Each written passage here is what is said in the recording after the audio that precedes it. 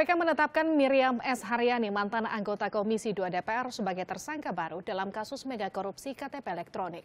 Penetapan Miriam sebagai tersangka berdasarkan hasil pemeriksaan sejumlah saksi dan pengumpulan sejumlah barang bukti.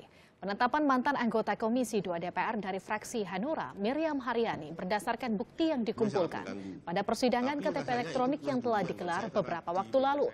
KPK menduga Haryani secara sengaja memberi keterangan tidak benar dalam persidangan dengan terdakwa Irman dan Sugiharto. Pasca ditetapkan sebagai tersangka, Miriam Haryani dicegah untuk bepergian ke luar negeri.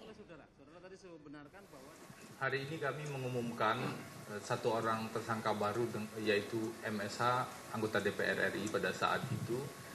Pada proses persidangan sebelumnya dengan terdakwa Irman dan Sugiharto, menurut tim di KPK, telah terpenuhi bukti permulaannya cukup atau minimal 2 alat bukti.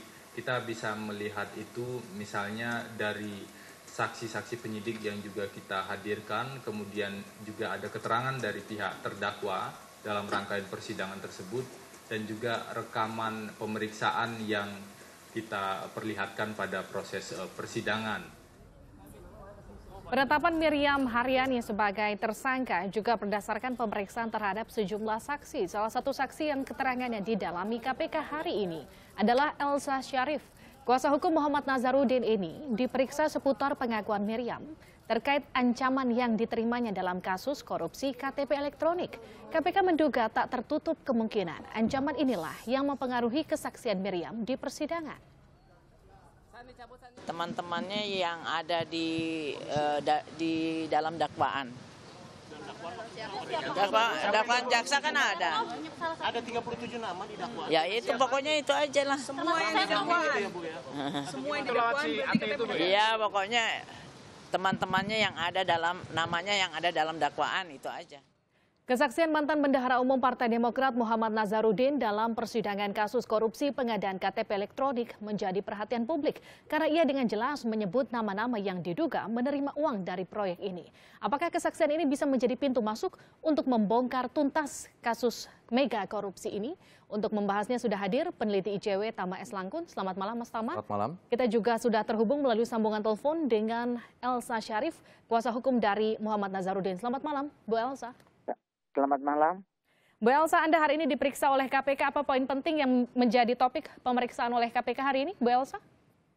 Ya, berkaitan karena saya kan dulu mendampingi Nazarudin memberikan keterangan tentang kasus mega korupsi EKTP. Jadi dari awal itu yang sampai saya memberikan data-data dari Nazarudin, memberikan data dari pihak-pihak lain, kemudian memberi keterangan di DPR yang didampingi oleh Pak Agun Gunanjar, terus sampai pertemuan dengan Bu Yani, ya sampai ya akhir itulah.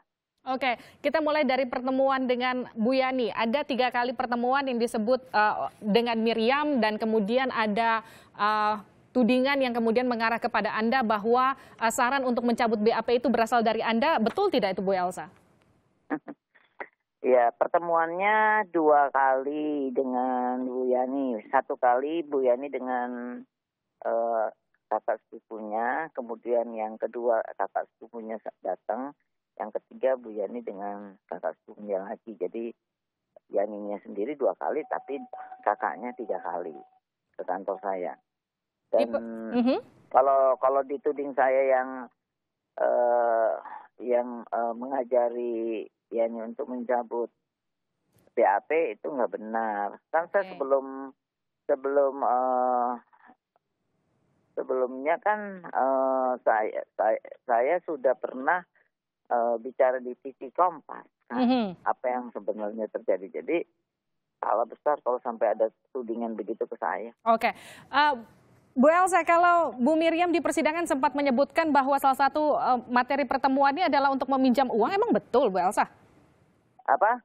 Salah satu materi pertemuan Anda dengan Bu Yani adalah untuk meminjam uang? Enggak benar. Oke. Saya bukan itu, bicaranya kan untuk konsultasi masalah hukum EKTP yang di dalam BAP. Kalau kita bicara soal konsultasi hukum soal IKTP, artinya juga adakah informasi yang diceritakan Miriam soal tekanan-tekanan yang ia terima dari rekan-rekannya di DPR? Ya ada, karena itu kan saya udah pernah bicara. Jadi dari siapa saja tekanan itu berasal, Bu Elsa? Ya saya nggak perlu bicarakan satu persatu ya, karena ya pokoknya bisa lihat dari nama-nama teman-temannya yang di dakwaan. Bu Elsa, ada pengacara yang Anda sebut pada hari Senin lalu yang meminta Miriam untuk mengubah BAP. Anda tahu itu siapa?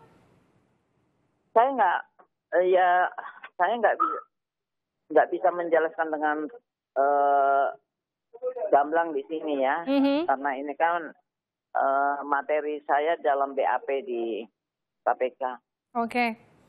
Kalau kita bicara soal terkait dengan Nazarudin, salah satunya tidak hanya soal Miriam yang kemudian didalami penyidik KPK terhadap Anda, poin-poin apa yang kemudian diperdalam oleh penyidik KPK soal Nazarudin, Bu Elsa?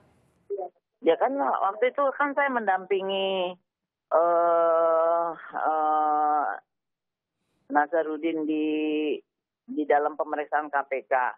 Dan waktu itu kan ada gambar petanya ya, seperti pemetaan rapat-rapat siapa aja yang hadir, A, B, C, D itu. Dan itu diperlihatkan lagi oleh KPK kepada saya. Apakah ini benar yang dijelaskan Nazarudin di KPK waktu saya dampingi? Ya saya ulangi lagi apa yang saya dengar. Saya kan nggak tahu kalau keterangan Nazarudin di persidangan, saya nggak pernah tahu. Okay. Yang saya ingat ya yang waktu dalam pemeriksaan itu Nazarudin ada tulisannya, ternyata disimpan tulisan itu oleh KPK. Tulisan apa itu? Ya tentang waktu rapat itu ini yang hadir, ini namanya ini perannya apa. Itu Nazarudin yang sampaikan, dan itu gambar itu disimpan oleh KPK. Jadi Anda tidak mengetahui detail soal itu ya, Bu Elsa ya? Apa? Jadi Anda tidak mengetahui detail soal itu ya, Bu Elsa? Gimana sih kamu tanya saya? Ya, Okay. saya kan tahu. Cuma saya nggak mau bicara di publik. Oke, siap. Saya mau ngulangi lagi, saya ulangi ya. KPK menanyakan ke saya, kan saya waktu Nazarudin memberi keterangan kepada KPK kan dia pakai gambar. Oke. Ya, gambar itu diperlihatkan kepada saya lagi untuk menerangkan. Ya, saya menerangin apa yang kata Nazarudin itu. Saya masih ingat. Oke. Setelah melihat gambar itu, tapi kan saya nggak perlu bicara di publik, itu kan nanti kita lihat aja di persidangan. Oke, kita lihat nanti di persidangan. Saya akan ke Mas Tama dari ICW.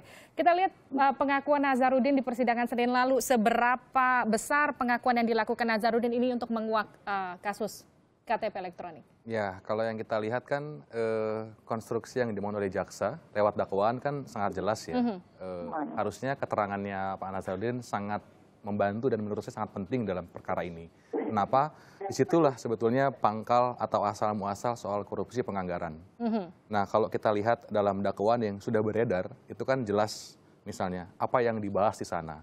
Bahwa ternyata dalam konteks penganggaran itu ada pertemuan yang terjadi antara Nazarudin, Anas Urbaningrum, kemudian juga disebut ada Setia Novanto di sana. Ada Andi Narogong juga. Jadi inilah kemudian kesepakatan terjadi. Apa yang dibicarakan? Yang dibicarakan soal proyek IKTP yang nilainya sampai 5,9 triliun. Kalau pembicaraan itu walaupun di kontrak kan sekarang 5,8 triliun sekian lah ya. Nah dari 5,9 triliun tadi itu ada pembagian-pembagian yang terjadi. Komposisinya adalah 51% itu untuk proyeknya agar jalan, 49% dari 5,9 triliun itu akan dibagi-bagi. Nah itu kesepakatan yang terjadi. Gimana pembagiannya?